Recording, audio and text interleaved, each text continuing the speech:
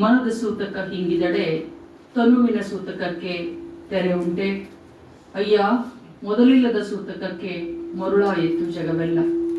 ಎನ್ನ ದೇವ ಚೆನ್ನ ಮಲ್ಲಿಕಾರ್ಜುನೆಂಬ ಗರುವಂಗೆ ಜಗವೆಲ್ಲ ಹೆಣ್ಣು ನೋಡ ಅಯ್ಯ. ಶ್ರಾವಣ ಮಾಸದ ವಚನೋತ್ಸವ ಪ್ರತಿಷ್ಠಾನದ ವತಿಯಿಂದ ನಡೆದಿರುವ ಇಂದಿನ ಈ ಕಾರ್ಯಕ್ರಮದ ಅಧ್ಯಕ್ಷತೆಯನ್ನು ವಹಿಸಿರುವ ಶರಣರಾದ ಬಂಡಪ್ಪ ಕೇಸೂರ್ ಅಣ್ಣವರಲ್ಲಿ,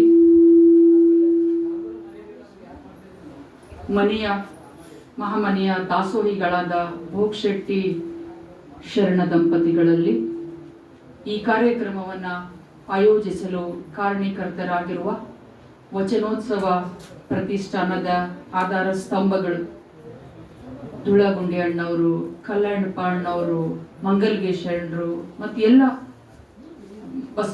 ವಚನೋತ್ಸವ ಸಮಿತಿಯ ಎಲ್ಲ ಪದಾಧಿಕಾರಿಗಳಲ್ಲಿ, ಎಲ್ಲಕ್ಕಿಂತ ಹೆಚ್ಚಾಗಿ ಈ ಬಡಾವಣೆಯ ಮತ್ತು ಬೇರೆ ಬೇರೆ ಬಡಾವಣೆಯಿಂದ ಬಂದಿರುವಂತಹ ಎಲ್ಲ ಶರಣ ತಂದೆ ತಾಯಿಗಳಲ್ಲಿ ಅನಂತ ಭಕ್ತಿಪೂರ್ವಕ ಶರಣಾರ್ಥಿಗಳು. ತಮಗೆಲ್ಲ ಗೊತ್ತಿರುವ ಹಾಗೆ 12ನೇ ಶತಮಾನದೊಳಗ ನಡೆದಿರುವಂತಹ ಚಳುವಳಿ ಇಡೀ ಜಗತ್ತಿನೊಳಗೆ ಎಲ್ಲಿಯೂ ನಡೆಯದೆ ಇರುವಂತಹ ಒಂದು ಮಹಾನ್ ನೆಲಪರವಾಗಿ ಇರುವಂತಹ, ಕೆಳವರ್ಗದರ ಪರವಾಗಿರುವಂತಹ, ಮಹಿಳೆಯರ ಪರವಾಗಿರುವಂತಹ, ಈ ನೆಲದ ಪರವಾಗಿರುವ ಚಳುವಳಿ ಬಸವಾದಿ ಶರಣರದಾಗಿತ್ತು ಅನ್ನೋದು. ಶತಶತಮಾನಗಳಿಂದ ಬಂದಿರುವಂತಹ ಜಾತಿ, ವರ್ಣ, ವರ್ಗ, ಲಿಂಗ ಇವೆಲ್ಲ ಭೇದಗಳನ್ನ ತೊಡೆದು ಹಾಕಿ ಎಲ್ಲರೂ ಸಮಾನರು ಅನ್ನುವಂತಹ ಮಾನವೀಯ ಮೌಲ್ಯಗಳ ಆಧಾರದ ಮೇಲೆ ನಡೆದಿರುವಂತಹ ಬಹುದೊಡ್ಡ ಈ ಜಗತ್ತಿನ ಚಳುವಳಿ ಯಾವುದಾದ್ರೂ ಇದ್ರೆ ಅದು ಬಸವ ಚಳುವಳಿ, ವಚನ ಚಳುವಳಿ ಅಂತ ನಾವು ಹೇಳ್ತೇವೆ. ಸೊ ಇಂಥದ್ರಲ್ಲಿ ಇವತ್ತು ಎಲ್ಲ ಶರಣರ ದರ್ಶನ ಅಂತ ಹೇಳಿ ಅದನ್ನ ಇಟ್ಟಿರ್ತಕ್ಕಂಥದ್ದು ವಚನೋತ್ಸವ ಸಮಿತಿಯ ಪ್ರತಿಷ್ಠಾನದವರು ಇವತ್ತೇ ನನಗೆ ಕೊಟ್ಟಿರುವಂತಹ ವಿಷಯ ಗಂಗಾಂಬಿಕೆ, ಶರಣೆ ಗಂಗಾಂಬಿಕೆ ಬಗ್ಗೆ. ತಮಗೆಲ್ಲ ಗೊತ್ತಿರುವ ಹಾಗೆ ಈ ಜಗತ್ತಿನ ಮೊಟ್ಟ ಮೊದಲನೆಯ ಪಾರ್ಲಿಮೆಂಟ್ ಅಂದರೆ ಬಸವಣ್ಣನ ಅನುಭವ ಮಂಟಪ ಅಂತ ಹೇಳ್ತೇವೆ. ಅಲ್ಲಿ ದಲಿತರನ್ನ, ಮಹಿಳೆಯರನ್ನ ಎತ್ತಿಡ್ದಿರ್ತಕ್ಕಂಥ ಜಗತ್ತಿನ ಮೊಟ್ಟ ಮೊದಲನೇ ಪಾರ್ಲಿಮೆಂಟ್ ಯಾವುದಾದ್ರೆ ಇದ್ರೆ ಅದು ಅನುಭವ ಮಂಟಪ ಅಂತ ಹೇಳ್ತೇವೆ. ಆ ಅನುಭವ ಮಂಟಪದೊಳಗೆ ಇರುವಂತಹ ಎಷ್ಟು ಜನ ಪುರುಷರಿದ್ರು ಅಷ್ಟೇ ಸಮನಾಗಿ ಗಟ್ಟಿತನ ಉಳ್ತಕ್ಕಂಥ ವಚನಕಾರ್ತಿಯರು ಆಗ ಹೋಗಿರ್ತಕ್ಕಂಥದ್ದು ನಮ್ಮೆಲ್ಲರಿಗೂ ಗೊತ್ತಿರುವಂಥದ್ದು. 32 ಜನ ವಚನಕಾರರು ನಮ್ಗೆ ಇಲ್ಲಿ ಸಿಗ್ತಾರೆ. ಕಾರ್ತಿಯರ ಬಗ್ಗೆ ನಾವು ಮಾತಾಡುವಾಗ 2 ಬಗೆಯ ಅಲ್ಲಿ ನಾವು ಭಾಗವನ್ನ ಮಾಡಿ ನೋಡ್ತೇವೆ. ಒಂದು ಮೇಲ್ವರ್ಗದಿಂದ ಮತ್ತು ಯಾವುದೇ ಅನ್ಯಾಯಕ್ಕೊಳಗಾಗದೆ ಬಂದಿರುವಂತಹ ವಚನಕಾರ್ತಿಯರ ಒಂದು ಗುಂಪಿದೆ. ಕೆಳವರ್ಗದಿಂದ ಜಾತಿ ಸಂಕೋಲೆಯಿಂದ ಅಸಮಾನತೆ, ಲಿಂಗ ಅಸಮಾನತೆ ಒಳಪಟ್ಟು ಇವೆಲ್ಲವನ್ನ ನೋವುಂಡಿರ್ತಕ್ಕಂಥ ವಚನಕಾರ್ತಿಯರ ಒಂದು ಪಡೆ ಇದೆ. ಇಲ್ಲಿ ಅಕ್ಕಮಾದೇವಿ, ಗಂಗಾಂಬಿಕೆ, ನೀಲಾಂಬಿಕೆ, ಅಕ್ಕನಾಗಮ್ಮ ಇವರೆಲ್ಲರೂ ಮೇಲ್ವರ್ಗದಿಂದ ಅಥವಾ ಒಳ್ಳೆ ಮನತನದಿಂದ ಬಂದು ಯಾವುದೇ ಅನ್ಯಾಯಕ್ಕೊಳಗಾಗದೇನೆ, ಅಂದ್ರೂ ಕೂಡ ಬೇರೆಯವರಷ್ಟು ಅನ್ಯಾಯಕ್ಕೊಳಗಾಗದೇನೆ ಇರುವಂತಹ ವಚನಕಾರ್ತಿಯರು ಒಂದ್ ಕಡೆ ಇದ್ರೆ, ಇವರೆಲ್ಲರ ವಚನಗಳಲ್ಲಿ ನಾವು ಭಕ್ತಿ ಭಾವ, ಆಮೇಲೆ ಈ ವ್ರತಗಳ ಆಚರಣೆಗಳು ಇವೆಲ್ಲದರ ಬಗ್ಗೆ ನಾವು ನೋಡ್ತಾ ಇರ್ತೀವಿ. ಆದ್ರೆ ಕೆಳವರ್ಗದಿಂದ ಬಂದಿರುವಂತಹ ವಚನಕಾರ್ತಿಯರೇನಿದಾರಲ್ಲ, ಸತ್ಯಕ್ಕ, ಕಾಳವ್ವೆ, ಲಕ್ಕಮ್ಮ, ಇಂಥ ವಚನಕಾರ್ತಿಯರ ವಚನಗಳಲ್ಲಿ ನಾವು ಪ್ರತಿಭಟನೆಯನ್ನ ನೋಡ್ತೇವೆ. ಲಿಂಗದ ವಿರುದ್ಧ, ಪುರುಷ ಪ್ರಧಾನ ವ್ಯವಸ್ಥೆ ವಿರುದ್ಧ ಪ್ರತಿಭಟನೆ ಮಾಡ್ತಾರೆ, ಜಾತಿ ಬಗ್ಗೆ ಪ್ರತಿಭಟನೆ ಮಾಡ್ತಾರೆ, ಕಾಯಕದ ಮೇಲು ಕೀಳು ವಿಷಯಗಳ ಬಗ್ಗೆ ಪ್ರತಿಭಟನೆ ಮಾಡ್ತಾರೆ, ಸಮಾಜವನ್ನ ತಿದ್ದುವ, ತೀಡುವ, ಅದನ್ನ ಟೀಕಿಸುವ ಎಲ್ಲ ಗುಣಗಳುಳ್ಳತಕ್ಕಂಥ ಕೆಲವು ವಚನಕಾರ್ತಿಯರು ನಮ್ಗೆ ಸಿಗ್ತಾರೆ. ಇಂಥ ವಚನಕಾರ್ತಿಯರಲ್ಲಿ ನನಗೆ ಬಂದಿರುವಂಥ ವಿಷಯ ಗಂಗಾಂಬಿಕೆ. ತಮಗೆಲ್ಲ ಗೊತ್ತಿರುವ ಹಾಗೆ ಜಗದೊಡೆಯ ಬಸವಣ್ಣನಿಗೆ ಇಬ್ಬರು ಪತ್ನಿಯರು, ಗಂಗಾಂಬಿಕೆ ಮತ್ತು ನೀಲಾಂಬಿಕೆ ಅಂತ. ಕೆಲವೊಬ್ರು ಹೇಳ್ತಾರೆ ಇಲ್ಲ ಇಬ್ಬರು ಇರಲಿಲ್ಲ ಒಬ್ಬರೇ ಇದ್ರು ಅಂತ, ಕೆಲವೊಬ್ರು ಬರೀತಾರೆ. ಈಗ ನಮಗೆ ಎಲ್ಲದಕ್ಕೂ ಆಧಾರವಾಗಿರ್ತಕ್ಕಂಥದ್ದು ವಚನ ಸಾಹಿತ್ಯ. ಆ ವಚನ ಸಾಹಿತ್ಯವನ್ನ ಹೆಕ್ಕಿ ನೋಡಿದಾಗ ನಮಗೆ ಸಿಗ್ತಕ್ಕಂಥ ಆಧಾರಗಳು ಇಲ್ಲಿ ಬಸವಣ್ಣನಿಗೆ ಎರಡು ಕಣ್ಣುಗಳಿದ್ದ ಹಾಗೆ ಗಂಗಾಂಬಿಕೆ ನೀಲಾಂಬಿಕೆ ಇದ್ರು ಅನ್ನೋದು ಅಂಶಗಳು ನಮಗೆ ಗೊತ್ತಾಗ್ತದೆ. ಹಾಗಾಗಿ ಈ ಜಗತ್ತಿನ ಮಹಿಳೆಯರೆಲ್ಲ ಮಾತಾಡ್ಲಿಕ್ಕೆ, ಚರ್ಚೆ ಮಾಡಲಿಕ್ಕೆ, ಪ್ರಶ್ನಿಸ್ಲಿಕ್ಕೆ ಇರುವಂತಹ ಈ ಸಮಯದೊಳಗ ಅಲ್ಲಿ ಗಂಗಾಂಬಿಕೆ ಕೂಡ ಬಹಳ ಮಹತ್ವವಾಗಿರುವಂತಹ ಸ್ಥಾನವನ್ನ ಹೊಂದ್ತಾರೆ. ಗಂಗಾಂಬಿಕೆ ಬಸವಣ್ಣನ ಆಚಾರ ಪತ್ನಿ ಅಂತ ಹೇಳ್ತೇವೆ, ನೀಲಾಂಬಿಕೆಯನ್ನು ವಿಚಾರ ಪತ್ನಿ ಅಂತ. ನಾನು ವಿಚಾರ ಪತ್ನಿ ಆದೇನಯ್ಯ ಅಂತ ನೀಲಾಂಬಿಕೆ ತನ್ನ ವಚನಗಳೆಲ್ಲ ಹೇಳ್ಕೊಳ್ತಾಳೆ. ಇಲ್ಲಿ ಬಸವಣ್ಣನ ಆಚಾರ ಪತ್ನಿಯಾಗಿರುವಂತಹ ಗಂಗಾಂಬಿಕೆ ನಿರಂತರವಾಗಿ ದಾಸೋಹದಲ್ಲಿ ಪಾಲ್ಗೊಂಡಿದ್ರು, ಲಿಂಗನಿಷ್ಠೆ ಇತ್ತು, ಆಧ್ಯಾತ್ಮಿಕ ಸಾಧನೆ ಮಾಡ್ತಾ ಇದ್ರು. ಹಾಗಾಗಿ ಇವರು ಈ ಮಹಾಮನೆಯನ್ನ ನೋಡ್ಕೊಳ್ಳುವಂತ ಬಹುದೊಡ್ಡ ಜವಾಬ್ದಾರಿ ಗಂಗಾಂಬಿಕೆಯಲ್ಲಿ ಇತ್ತು, ನೋಡ್ಕೊಳ್ತಾ ಇದ್ರು ಅಂತಕ್ಕಂಥದನ್ನ. ಇಬ್ರು ಕೂಡ ಬಸವಣ್ಣ ಮಾಡುವಂತಹ ಈ ಸಾಮಾಜಿಕ ಕ್ರಾಂತಿಗೆ ಎರಡು ಭುಜಗಳ ಹಾಗೆ ಅವರಿಬ್ರು ಗಂಗಾಂಬಿಕೆ ನೀಲಾಂಬಿಕೆಯರು ನಿಂತು ಅವರಿಗೆ ಹೆಗಲಿಗೆ ಹೆಗಲು ಕೊಟ್ಟು ಇಡೀ ಸಮಾಜವನ್ನ ಪರಿವರ್ತನೆ ಮಾಡಲಿಕ್ಕೆ, ಇಡೀ ಸಮಾಜದೊಳಗ ಕ್ರಾಂತಿಯನ್ನು ಮಾಡಲಿಕ್ಕೆ, ಎಲ್ಲ ಹೋರಾಟವನ್ನ ಮಾಡಲಿಕ್ಕೆ ಬೆನ್ನೆಲುಬಾಗಿ ನಿಂತಿರ್ತಕ್ಕಂಥವ್ರು ಅವರ ಅಕ್ಕ ನಾಗಮ್ಮ ಮತ್ತು ಗಂಗಾಂಬಿಕೆ ನೀಲಾಂಬಿಕೆಯವರು ಅನ್ನೋದು ನಮ್ಮೆಲ್ಲರಿಗೂ ಗೊತ್ತು. ಇವರ ಕೆಲವು ವಚನಕಾರ್ತಿಯರ ಜೀವನ ಚರಿತ್ರೆ ನಮ್ಗೆ ಸಿಗೋದು ಬಹಳ ಕಷ್ಟ. ಬಹಳ ಕಡೆ ನೋಡಿ ನೋಡಿ ನೋಡಿ ಹೆಕ್ಕ ತೆಗೆದಾಗ ಅವಳ ಬಗ್ಗೆ ಸಿಕ್ಕಿರ್ತಕ್ಕಂಥ ವಚನಗಳು ಮತ್ತೆ ಕೆಲವು ಅಂಶಗಳು ಮಾತ್ರ ನನಗೆ ಅದನ್ನ ಕಲೆ ಹಾಕ್ಲಿಕ್ಕೆ ಸಾಧ್ಯ ಆಯಿತು ಅಂತ.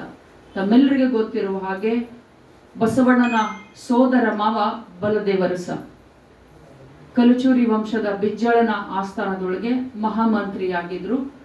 ಸೋದರ ಮಾವನ ಮಗಳೇ, ಬಸವಣ್ಣನ ಸೋದರ ಮಾವನ ಮಗಳೇ ಗಂಗಾಂಬಿಕೆ ಅನ್ನೋದು ಅಂತ. ಗಂಗಾಂಬಿಕೆಯ ತಾಯಿ ಹೆಸರು ಎಲ್ಲಿಯೂ ಕೂಡ ಪ್ರಸ್ತಾಪಗಳು ನಮಗೆ ಸಿಗೋದಿಲ್ಲ. ತಂದೆ ಬಲದೇವರಸ ಆಕೆಗೆ ತಾಯಿಯ ಕೊರತೆಯನ್ನ ಆಗ್ಲಾರ್ದ ಹಾಗೆ ನೋಡ್ಕೊಂಡ್ರು ಅಂತ ಕೆಲವು ಅಂಶಗಳು ನಮ್ಗೆ ಅವರ ಜೀವನದ ಇದರಲ್ಲಿ ಸಿಗ್ತವೆ. ಆಕೆಗೆ ಹೇಗೆ ಬೆಳೆಸಿದ್ರು ಅಂದ್ರೆ ಪುರುಷರ ಧೈರ್ಯ ಇತ್ತು ಅಂತ ಒಂದ್ ಕಡೆ ಬರೀತಾರೆ ಒಬ್ಬರು ಲೇಖಕರು. ಅಂದ್ರೆ ಮೊದಲೇ ಮಹಾಮಂತ್ರಿಯ ಮಗಳು, ಮಂತ್ರಿ ಮಗಳು ಅಂದ ತಕ್ಷಣಕ್ಕೆ ಯುದ್ಧದ ಪ್ರವೀಣತೆ ಅವರಿಗಿತ್ತು, ಕತ್ತೆಯನ್ನ ಬೀಸ್ತಕ್ಕಂಥ ವರಸೆಯನ್ನು ಮಾಡ್ತಕ್ಕಂಥದ್ದಿತ್ತು, ಬಿಲ್ವಿದ್ಯೆ ಇತ್ತು, ಸಂಗೀತದ ಪಾರಾಯಣತೆ ಅವರಿಗಿತ್ತು ಅನ್ನೋ ಅಂಶಗಳು ನಮ್ಗೆ ಸಿಗ್ತದೆ ಗಂಗಾಂಬಿಕೆ ಬಗ್ಗೆ ನೋಡುವಾಗ. ಎಲ್ಲರ ತಂದೆ ತಾಯಿಗಳ ಹಾಗೆ ಬಲದೇವರಸರಿಗೆ ತನ್ನ ಮಗಳಿಗೆ ವಯಸ್ಸಿಗೆ ಬಂದ್ಲು ಮಗಳು, ವರ ನೋಡ್ಬೇಕು ಅಂತ ವರಾನ್ವೇಷಣೆಗೆ ತೊಡಗ್ತಾರ. ಅಲ್ಲಿ ಯಾರನ್ನ ಕೊಡ್ಬೇಕು? ಎಲ್ಲಾ ತಂದೆ ತಾಯಿಗಳಿಗೆ ಸಾಮಾನ್ಯವಾಗಿ ನಮ್ಮೆಲ್ಲರಿಗೂ ನಮ್ಮ ಮಗಳಿಗೆ ಏನಂತಾರೆ ಅವಳಿಗೆ ಹೊಂದುವಂತಹ, ನಮ್ಮ ಆಚಾರಗಳಿಗೆ ಹೊಂದುವಂತಹ ಒಬ್ಬ ಒಳ್ಳೆ ಸುಸಂಸ್ಕೃತ ಮನೆತನ ಮತ್ತು ಒಳ್ಳೆ ಮನೆತನ ಕೊಡ್ಬೇಕು ಅನ್ನೋದು ಎಲ್ರಿಗೂ ಇರ್ತದೆ. ಅವ್ರಿಗೆ ಹೀಗೆ ಹುಡುಕಾಡ್ತಾ ಹೋಗ್ಬೇಕಾದಾಗ ಬಸವಣ್ಣನ ನೆನಪಾಗಿ ಬಸವಣ್ಣನ ಕಡೆ ಹೋಗ್ಬೇಕಾದಾಗ ಅವಾಗ ಬಸವಣ್ಣ ಕೂಡಲ ಸಂಗಮದಲ್ಲಿ ಜಾತವೇದ ಮುನಿಗಳ ಜೊತೆಗೆ ಅವರು ಅಲ್ಲಿರ್ತಾರೆ. ಅವಾಗ ಅವರು ಹೋಗಿ ಜಾತವೇದ ಮುನಿಗಳ ಮೂಲಕ ಈ ಪ್ರಸ್ತಾಪವನ್ನ ಬಸವಣ್ಣವರಿಗೆ ಹೇಳ್ತಾರೆ. ಅವಾಗ ಬಸವಣ್ಣವರು ಇದಕ್ಕೂ ಕೂಡ ಒಪ್ಕೊಂಡ್ಮೇಲೆ ಅವರ ದಾಂಪತ್ಯ ಅಲ್ಲಿಂದ ಪ್ರಾರಂಭ ಆಗ್ತದೆ, ವಿವಾಹ ಆಗ್ತದೆ. ಅವಳಿಗೆ ವಿವಾಹ ಆದ ತಕ್ಷಣಕ್ಕೆ ಈ ಕಡೆ ಮಂತ್ರಿ ಮಗಳು, ಈ ಕಡೆ ಬಸವಣ್ಣನ ಈ ಭಕ್ತಿ ಭಾವ ಸಾಮಾಜಿಕ ಇದೇ ಸಾಕ್ತಾ ಇರ್ತದೆ. ಅಂಥ ಇದರೊಳಗೆ ಅವಳು ತನ್ನ ದಾಂಪತ್ಯ ಜೀವನವನ್ನ ಪ್ರಾರಂಭ ಮಾಡ್ತಾಳೆ. ಮುಂದೆ ಮತ್ತೆ ಬಸವಣ್ಣನ ಜೊತೆಗೆ ಕಲ್ಯಾಣದ ಇಡೀ ಚಳುವಳಿ ಒಳಗೆ, ಕ್ರಾಂತಿಯೊಳಗೆ ಭಾಗಿಯಾಗಿರುವಂಥದ್ದು ನಮ್ಗೆ ಎಲ್ಲ ಆಧಾರಗಳು ಸಿಗ್ತದೆ ಅಂತ. ಮದುವೆ ಆದ್ಮೇಲೆ ಎಲ್ಲ ಹೆಣ್ಣು ಮಕ್ಕಳಿಗೆ ನಾನು ತಾಯಿ ಆಗ್ಬೇಕು ಅನ್ನೋದು ಅಪೇಕ್ಷೆ ಎಲ್ರಿಗೂ ಇರ್ತದೆ. ಹಾಗೇನೆ ಗಂಗಾಂಬಿಕೆ ಕೂಡ ಇತ್ತು. ಆದ್ರೆ ಅವರ ಎಲ್ಲ ಅವ್ರ ಬಗ್ಗೆ ಇರ್ತಕ್ಕಂಥ ಎಲ್ಲ ನಮಗೆ ಮಾಹಿತಿಗಳನ್ನು ಹೆಕ್ಕಿ ತೆಗೆದಾಗ ಗಂಗಾಂಬಿಕೆಗೆ ಮಕ್ಕಳೇ ಆಗ್ಲಿಲ್ಲ ಅನ್ನೋದು ನಮಗೆ ಅಂಶಗಳು ಸಿಗ್ತದೆ ಅಂತ. ನೀಲಾಂಬಿಕೆಗೆ ಒಬ್ಬ ಮಗನಿದ್ದ, ಬಾಲಸಂಗ ಅಂತಕ್ಕಂಥವನು. ಅವನು ಸ್ವಲ್ಪ ದಿವಸ ಆದ್ಮೇಲೆನೆ ಬಹಳ ಬೇಗ ತೀರ್ ಹೋಗ್ತಾನೆ ಅನ್ನೋದು ಅಂಶಗಳು ಕೆಲವು ವಚನಗಳಲ್ಲಿ ನಮ್ಗೆ ಸಿಗ್ತದೆ ಅಂತ.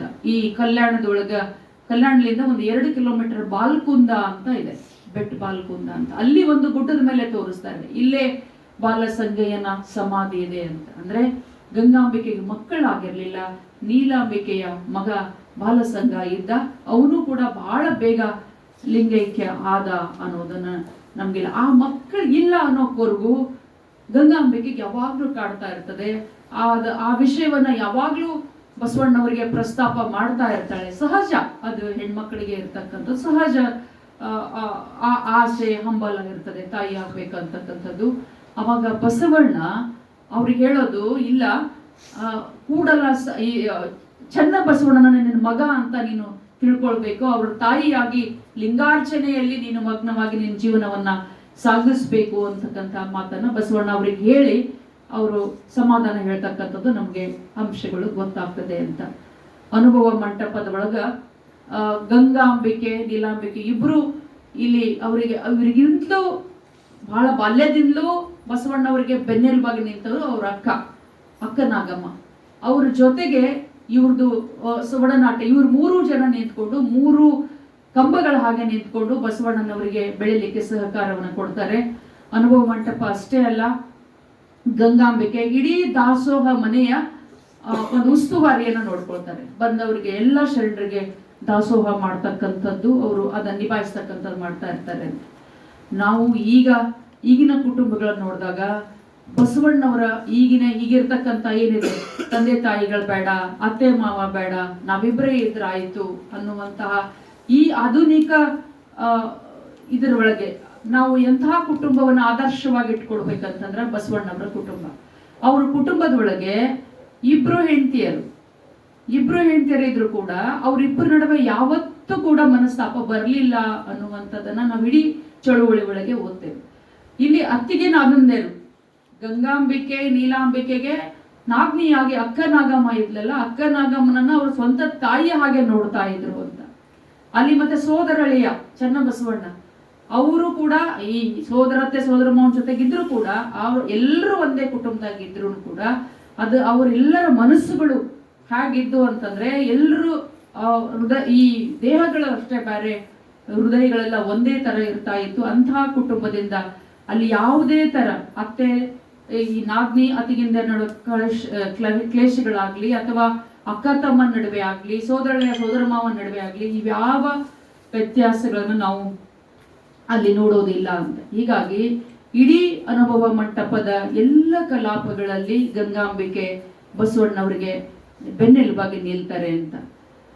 ನಡುವೆ ತಮ್ಗೆಲ್ಲರಿಗೆ ಗೊತ್ತಿರುವ ಹಾಗೆ ಯಾವಾಗ ಕಲ್ಯಾಣ ಕ್ರಾಂತಿ ಆಗ್ತದೆ, ಎಳೆಹೂಟಿ ಶಿಕ್ಷೆ ಆಗ್ತದೆ ಶರಣರಿಗೆ, ಬಸವಣ್ಣನನ್ನ ಗಡಿಪಾರು ಮಾಡಲಾಗ್ತದೆ. ಮಾಡಿದಾಗ ಬಸವಣ್ಣ ಕಲ್ಯಾಣವನ್ನು ಬಿಟ್ಟು ಕೂಡಲ ಸಂಗಮಕ್ಕೆ ಹೋಗಿ ನೆಲೆಸ್ತಾರೆ. ನೆಲೆಸಾದ್ಮೇಲೆ ಅಲ್ಲಿ ಮತ್ತೆ ಒಂದು ನೀಲಾಂಬಿಕೆ ಜೀವನಗಳಿಗೆ ಒಂದು ದೃಷ್ಟಾಂತ ಬರ್ತದೆ ಅಂತ. ಅಲ್ಲಿ ಅಡಪದ ಅಪ್ಪಣ್ಣನನ್ನ ಹೋಗಿ ನೀ ಕರೆದುಕೊಂಡು ಬಾ ಅಂತ ನೀಲಾಂಬಿಕೆ ಕರೆಸ್ತಾರೆ ಅಂತ. ಕೆಲವು ಲೇಖಕರು ಬರೀತಾರೆ ಬರೀ ನೀಲಾಂಬಿಕೆಗಷ್ಟೇ ಕರೆಸ್ಲಿಲ್ಲ, ಅವ್ರೆಲ್ರಿಗೂ ಕೂಡ ಕರ್ಕೊಂಡ್ ಬಾ ಅಂತ ಹೇಳಿದ್ರು. ಆದ್ರೆ ಅಲ್ಲಿರುವಂತಹ ಗಂಗಾಂಬಿಕೆ, ಯಾಕಂದ್ರೆ ಬಸವಣ್ಣನ ಪ್ರಾಣ ಆತ್ಮ ಎಲ್ಲವೂ ಎಲ್ಲಿತ್ತು ಅಂದ್ರೆ ವಚನ ಸಾಹಿತ್ಯದ ಮೇಲೆ. ಬಿಜ್ಜಳ ಅವನ ಸೈನ್ಯವನ್ನು ತಗೊಂಡು ಶರಣರ ಮೇಲೆ ಯಾವಾಗ ದಾಳಿ ಮಾಡ್ತಾನೆ, ಅವಾಗ ಅವ್ರ ಉದ್ದೇಶ ಏನಿತ್ತು ಅಂದ್ರೆ ಅಲ್ಲೇನು ಸಂಪತ್ತಿರಲಿಲ್ಲ ಶರಣರ ಕಡೆ. ಜನರನ್ನ ಒಂದುಗೂಡಿಸ್ಲಿಕ್ಕೆ, ಈ ಸಮಾಜವನ್ನ ಸಮಾನತೆಯ ನೆಲೆಯಲ್ಲಿ ತರಲಿಕ್ಕೆ ಇರುವಂತಹ ವಚನ ಸಾಹಿತ್ಯವನ್ನ ರಕ್ಷಣೆ ಮಾಡಬೇಕು, ವಚನ ಸಾಹಿತ್ಯ ಹಾಳು ಮಾಡಬೇಕು ಅನ್ನೋದು ಬಿಜ್ಜಳನ ಮತ್ತು ಅವನ ತನ್ನ ಸೈನಿಕರ ಗುರಿಯಾಗಿತ್ತು. ಶರಣರನ್ನ ವಧೆ ಮಾಡ್ತಾ ಇದ್ರು, ಕೊಲೆ ಮಾಡ್ತಾ ಇದ್ರು, ಅವರಿಗೆ ಎಲ್ಲಿ ಸಿಕ್ಕಲ್ಲಿ ಅದನ್ನ ವಚನ ಸಾಹಿತ್ಯ ತಗೊಂಡು ಸುಡ್ತಾ ಇದ್ರು. ಅವಾಗ ಯಾವಾಗ ಹಡಪದ ಅಪ್ಪಣ್ಣ ಕಲ್ಯಾಣಕ್ಕೆ ಬರ್ತಾರೋ ಅವಾಗ ನೀಲಾಂಬಿಕೆ ಅವಳು ಕೂಡ ಅಲ್ಲಿರುವ ಸಂಘ ಏನು ಇಲ್ಲಿಲ್ಲವೇ ಅಲ್ಲಿ ಇಲ್ಲಿ ಇರ್ತಕ್ಕಂಥ ಸಂದೇಹ ಬಸವಣ್ಣವ್ರಿಗೆ ಯಾಕೆ ಬಂತು ಅಂತ ಹೇಳಿ ಆದ್ರೂ ಕೂಡ ಬಸವಣ್ಣ ಕರೀಲಿ ಕಳಿಸಿದಾರ ಅಂತ ಹೋಗಿ ಹಡಪದಪ್ಪನ ಜೊತೆಗೆ ಹೋಗಿ ಇನ್ನೂ ಆ ನದಿಯ ದಂಡೆಗೆ ಈ ಕಡೆ ಇರ್ಲಿಕ್ಕಾಗಿನೇ ಅಲ್ಲಿನೂ ಕೂಡಲ ಸಂಗಮಕ್ಕೆ ಹೋಗೋಕ್ಕಿಂತ ಮೊದಲು ತಂಗಡಿಗಿ ಅಲ್ಲಿ ತಂಗಿ ಅಡಗಿ ಅನ್ನುವಂತ ಒಂದು ಏನು ಹೆಸರು ಬಂದಿದೆ, ಅದು ಅಲ್ಲಿ ನೀಲಾಂಬಿಕೆ ಅಲ್ಲಿ ಹೋಗಿ ಲಿಂಗೈಕ್ಯ, ಅಲ್ಲಿ ಬಸವಣ್ಣ ಲಿಂಗೈಕ್ಯ ಆಗಿದ ಸುದ್ದಿ ಬಂತು. ಅದಕ್ಕೆ ಇವರು ಇಲ್ಲಿ ಲಿಂಗೈಕ್ಯ ಆದ್ರು ಅನ್ನೋದು ನಮ್ಗೆ ಒಂದು ಕೆಲವು ಇತಿಹಾಸದಲ್ಲಿ ಕೆಲವೊಂದು ಅಂಶಗಳು ನಮ್ಗೆ ಬರ್ತದೆ. ಯಾವಾಗ ನೀಲಾಂಬಿಕೆ ಅಲ್ಲಿ ಹೋಗ್ತಾರೋ ಅವಾಗ ಗಂಗಾಂಬಿಕೆ ಕೂಡ ಹೋಗ್ಬೋದಾಗಿತ್ತು, ಆದ್ರ ಹೋಗ್ಲಿಲ್ಲ. ಯಾಕಂದ್ರೆ ಗಂಗಾಂಬಿಕೆ, ಅಕ್ಕನಾಗಮ್ಮ, ಚನ್ನಬಸವಣ್ಣ, ಮಡಿವಾಳ ಮಾಚಯ್ಯ ಇವರೆಲ್ಲರೂ ವಚನಗಳನ್ನ ಬಂಡಿ ಒಳಗೆ ಎರ್ಕೊಂಡು ಬೆನ್ನಿಗೆ ಕಟ್ಕೊಂಡು ಆ ಬಿಜ್ಜಳನ್ನ ಸೈನಿಕರ ಜೊತೆಗೆ ಯುದ್ಧ ಮಾಡ್ತಾ ಅವುಗಳ ರಕ್ಷಣೆ ಮಾಡಬೇಕು. ಅದು ರಕ್ಷಣೆ ಮಾಡೋದು ಅಂದ್ರೆ ಬಸವಣ್ಣನ ಪ್ರಾಣ ರಕ್ಷಣೆ ಮಾಡ್ದಂಗ ಅಂತ ತಿಳ್ಕೊಂಡು ಗಂಗಾಂಬಿಕೆ ಏನ್ ಮಾಡ್ತಾರೆ ಅಂತಂದ್ರೆ ಆ ವಚನ ಸಾಹಿತ್ಯವನ್ನ ರಕ್ಷಣೆ ಮಾಡ್ಲಿಕ್ಕೆ ಒಂದು ಪಡೆ ಉಳುವಿ ಕಡೆ ಹೋಗ್ತದೆ, ಒಂದು ಪಡೆ ಸೊಲ್ಲಾಪುರ ಕಡೆ ಹೋಗ್ತದೆ. ಸಿದ್ದರಾಮೇಶ್ವರ ಅವ್ರದ್ದು ಒಂದು ಕೆಲವೊಂದು ಜನ ಕಟ್ಕೊಂಡು ಆ ವಚನ ಸಾಹಿತ್ಯವನ್ನ ಕಟ್ಕೊಂಡು, ಇನ್ನೊಂದು ಪಡೆ ಇಲ್ಲಿ ಅಲ್ಲಮ್ಮ ಮತ್ತೆ ಅಕ್ಕ ಮಾದೇವಿ ಅವರೆಲ್ಲರೂ ಕದಳಿ ಕಡೆ ಹೋಗ್ತಾರೆ, ಶ್ರೀಶೈಲದ ಕಡೆ ಹೋಗ್ತಾರೆ. ಹೀಗೆ ಕೆಲವು ಅಂಶಗಳನ್ನ ನಾವು ನೋಡಿದಾಗ ಇಲ್ಲಿ ಕೂಡಲ ಸಂಗಮಕ್ಕ ಹೋಗದೇನೆ ಕರ್ತವ್ಯ ಪ್ರಜ್ಞೆ ಏನಿತ್ತು ಗಂಗಾಂಬಿಕೆಗೆ ಅಂದ್ರೆ ನಾವು ವಚನ ಸಾಹಿತ್ಯವನ್ನ ರಕ್ಷಣೆ ಮಾಡಬೇಕು ಅಂತ. ಹಾಗಾಗಿ ಅವ್ರು ಅವಾಗ ಏನ್ ಮಾಡ್ತಾರೆ ಅಂದ್ರೆ ಬಸವಣ್ಣ ಹೇಳ್ ಕಳಿಸಿದಾರ ಬರ್ಲಿಕ್ಕೆ, ನಾನು ಏನ್ ಮಾಡ್ಲಿ ಅಂತ ಅವ್ರ ಗುರು ಆಗಿರ್ತಕ್ಕಂಥ ಗಣಲಿಂಗ ರುದ್ರಮುನಿ ಅವ್ರಿಗೆ ಕೇಳ್ತಾರೆ, ನಾನು ಬಸವಣ್ಣನ ಹತ್ರ ಹೋಗ್ಬೇಕು ಅಥವಾ ವಚನ ಸಾಹಿತ್ಯವನ್ನ ರಕ್ಷಣೆ ಮಾಡಬೇಕು ಅಂತ. ಅವಾಗ ವಚನ ಸಾಹಿತ್ಯ ರಕ್ಷಣೆ ಮಾಡ್ತಕ್ಕಂಥ ಬಹುದೊಡ್ಡ ಜವಾಬ್ದಾರಿ ಗಂಗಾಂಬಿಕೆಗೆ, ಅದನ್ನ ಹೊತ್ಕೊಂಡು ಅದರ ರಕ್ಷಣೆಗಾಗಿ ತೊಡಗ್ತಾರೆ. ಇಡೀ ಆ ಚಳುವಳಿ ಒಳಗೆ ಎಷ್ಟೋ ಜನ ಶರಣರು ಲಿಂಗೈಕ್ಯರಾಗ್ತಾರ, ಇವ್ರು ಅವ್ರಿಗೆ ಹೊಡೆಯೋದು. ಅಂದ್ರೆ ಇಲ್ಲಿ ಕೆಲವು ವೀರಗಣಾಚಾರಿಯಾಗಿರ್ತಕ್ಕಂಥ ಮಡಿವಾಳ ಮಾಚಯ್ಯನಂತವ್ರು ಮಾತ್ರ ಇಲ್ಲಿ ತಮ್ಮ ಆಯುಧಗಳನ್ನ ಬಳಸಿ ಶರಣರ ವಿರುದ್ಧ ಈ ಶರಣ ಸಾಹಿತ್ಯಕ್ಕೆ ಅಂದ್ರೆ ಧರ್ಮಕ್ಕೆ ವಿರುದ್ಧವಾಗಿ ಅವರಿಗೆ ಶತ್ರುಗಳಿಂದ ರಕ್ಷಣೆ ಮಾಡ್ಕೊಳ್ಳಿಕ್ಕೆ ಆಯುಧಗಳನ್ನ ಬಳಸಿದ್ರು. ಅಂತಹ ಸಮಯದೊಳಗ ಗಂಗಾಂಬಿಕೆ ಕೂಡ ಅದನ್ನ ಶಸ್ತ್ರಾಸ್ತ್ರಗಳನ್ನ ಹಿಡ್ಕೊಂಡು ಅವ್ರ ಜೊತೆಗೆ ಯುದ್ಧವನ್ನ ಮಾಡಿದ್ರು ಅನ್ನುವಂತಹ ಕೆಲವು ಅಂಶಗಳು ನಮ್ಗೆ ಸಿಗ್ತದೆ. ಗಂಗಾಂಬಿಕೆ ಪತಿಗೆ ತಕ್ಕ ಸತಿಯಾಗಿ, ಯಾಕಂದ್ರೆ ಅವರ ಕೆಲವು ವಚನಗಳ ಒಳಗೆ ಬಸವಣ್ಣನನ್ನ ವರ್ಣನೆ ಮಾಡ್ತಕ್ಕಂಥದ್ದು ಅವ್ರ ವಚನಗಳು ನಮ್ಗೆ ಸಿಗ್ತವೆ.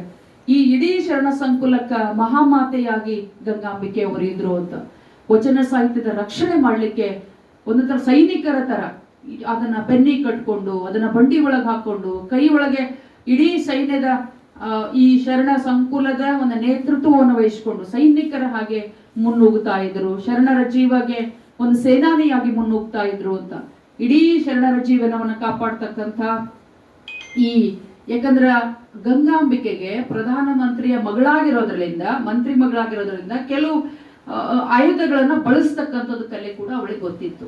ಹಾಗಾಗಿ ಯುದ್ಧದ ಭೂಮಿಕೆ ಅವಳಿಗೆ ಬರೋದ್ರಲ್ಲಿಂದ ಶರಣರ ಜೀವನವನ್ನ ಕಾಪಾಡೋದು ಒಂದು ಕಡೆ, ವಚನ ಸಾಹಿತ್ಯವನ್ನ ಕಾಪಾಡೋದು ಇನ್ನೊಂದು ಕಡೆ, ಈ ಬಿಜ್ಜಳನ ಸೈನಿಕರಿಗೆ ಎದುರಿಸೋದು ಒಂದು ಕಡೆ. ಈ ಮೂರನ್ನ ಮಾಡಿ ಆ ವಚನ ಸಾಹಿತ್ಯವನ್ನ ತೆಗೆದುಕೊಂಡು ಹೋಗ್ತಾ ಇರುವಾಗ ಮಡಿವಾಳ ಮಾಚಯ್ಯ, ಚನ್ನಬಸವಣ್ಣ ಇವರೆಲ್ಲರೂ ಈ ಕೌಶಲ್ಯವನ್ನ ತೋರಿಸ್ತಾ ಮುಂದೆ ಹೋಗ್ತಾರೆ.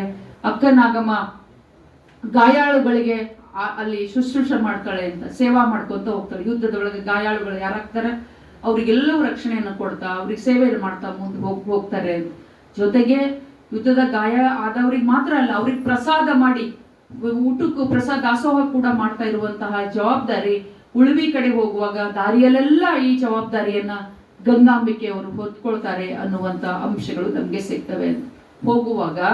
ಉಳುವಿಗೆ ಹೋಗುವಾಗ ಮಲಪ್ರಭಾ ನದಿ ತೀರದೊಳಗ, ಇದು ಕಾತರವಳಿ ಅಂತ ಇಲ್ಲಿ ಬರ್ತದೆ, ಅಲ್ಲಿ ಘನಘೋರವಾಗಿರ್ತಕ್ಕಂಥ ಯುದ್ಧ ಆಗ್ತದೆ ಶರಣರಿಗೂ ಮತ್ತೆ ಬಿಜ್ಜಳನ ಸೈನಿಕರಿಗೂ.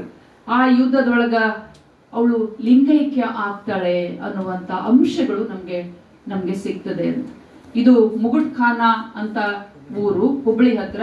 ಮಲಪ್ರಭಾ ನದಿಯ ದಂಡೆ ಮೇಲೆ ಅವ್ರ ಒಂದು ಸಮಾಧಿ ಇದೆ ಅನ್ನುವಂತ ಅಂಶಗಳು ನಮ್ಗೆ ಸಿಗ್ತದೆ ಅಂತ. ಈ ಕಡೆ ಮಲಪ್ರಭಾ ಅವ್ರ ಗದ್ದುಗೆ ಇರ್ತಕ್ಕಂಥದ್ದು, ಕೃಷ್ಣ ಈ ಮೂರು ನದಿಗಳ ಸಂಗಮ ಬಸವಣ್ಣನಿರ್ತಕ್ಕಂಥದ್ದು. ಅದು ಕೃಷ್ಣ ಮತ್ತು ಮಲಪ್ರಭಾ ಸಂಗಮ ಅಂದ್ರೆ ಬಸವ ಗಂಗಾಂಬಿಕೆಯರ ಸಂಗಮ ಅಂತ ಕೆಲವು ಲೇಖಕರು ಅಲ್ಲಿ ಬರೀತಾರೆ. ಹೀಗೆ ನೋಡ್ರಿ, ಈ ಕಡೆ ಒಂದು ಕಡೆ ನೀಲಾಂಬಿಕೆ, ಇನ್ನೊಂದು ಕಡೆ ಗಂಗಾಂಬಿಕೆ, ಅಲ್ಲಿ ಬಸವಣ್ಣವರು. ಈ ತರ ಲಿಂಗಕ್ಕಾಗಿ ಇಡೀ ವಚನ ರಕ್ಷಣೆ ಮಾಡ್ತಾ ತಮ್ಮ ಪ್ರಾಣವನ್ನು ಕಳ್ಕೊಂಡಿರ್ತಕ್ಕಂಥದ್ದು ಇವರ ಇಡೀ ಚರಿತ್ರೆಯಲ್ಲಿ ನಾವು ನೋಡ್ತೇವೆ ಅಂತ. ಇಷ್ಟು ಮಾತ್ರ ಅವ್ರದ್ದು ಜೀವನ ಚರಿತ್ರೆ ನಮಗೆ ಓದ್ತಾ ಹೋದಾಗ ಸಿಗ್ತದೆ. ಇನ್ನು ಅವರ ವಚನಗಳು ತಮ್ಮೆಲ್ಲರಿಗೂ ಗೊತ್ತಿದೆ, ವಚನಗಳ ಸಂಖ್ಯೆ ಲಕ್ಷ ಲಕ್ಷ ಇದ್ರೂ ಕೂಡ ಅದು ಎಷ್ಟು ನಮಗೆ ಸಿಕ್ಕಿದಾವ ಅಂತ. ವಚನಗಳು ನಮಗೆ 1% ಕೂಡ ವಚನಗಳು ಇಂದಿಗೂ ಕೂಡ ಶರಣರ ವಚನಗಳು ಸಿಕ್ಕಿಲ್ಲ ಅಂತಕ್ಕಂಥದ್ದು. ಇಲ್ಲಿ 9 ವಚನಗಳು ನಮಗೆ ಗಂಗಾಂಬಿಕೆ ಸಿಗ್ತವೆ.